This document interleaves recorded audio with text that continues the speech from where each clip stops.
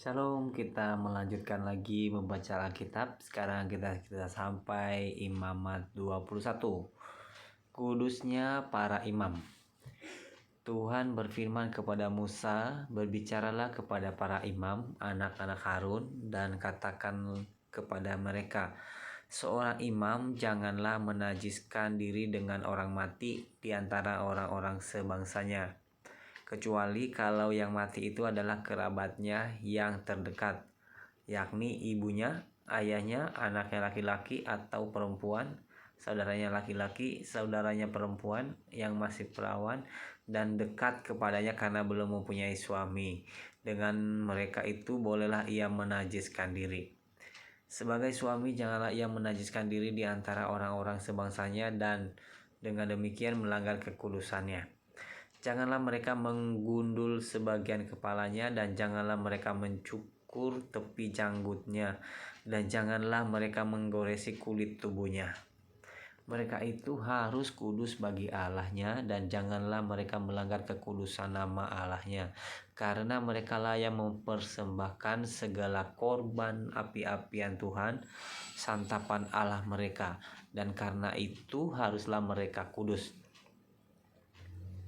Janganlah mereka mengambil seorang perempuan sundal atau perempuan yang sudah dirusak kesuciannya atau seorang perempuan yang telah diceraikan oleh suaminya, karena imam itu kudus bagi Allahnya.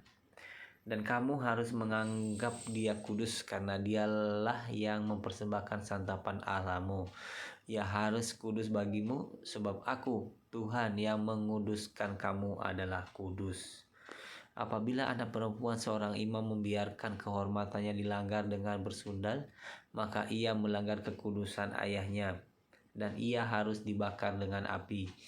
Imam yang terbesar di antara saudara-saudaranya yang sudah diurapi dengan menuangkan minyak urapan di atas kepalanya, dan yang ditabiskan dengan mengenakan kepadanya segala pakaian kudus, janganlah membiarkan rambutnya terurai dan janganlah ia mencabik pakaiannya.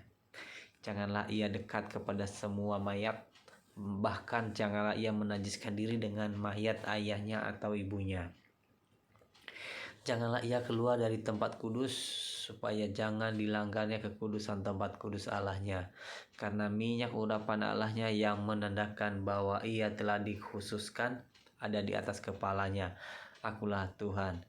Ia harus mengambil seorang perempuan yang masih perawan, seorang janda atau perempuan yang telah diceraikan atau yang dirusak kesuciannya atau perempuan sundal janganlah diambil, melainkan harus seorang perawan dari antara orang-orang sebangsanya, supaya jangan ia melanggar kekudusan keturunannya di antara orang-orang sebangsanya, sebab akulah Tuhan yang menguduskan dia.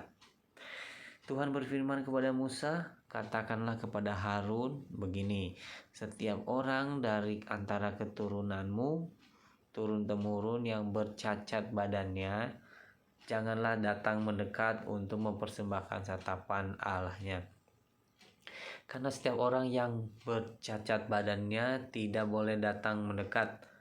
Orang buta, orang timpang, orang yang bercacat mukanya, orang yang terlalu panjang anggotanya, orang yang patah kakinya atau tangannya, orang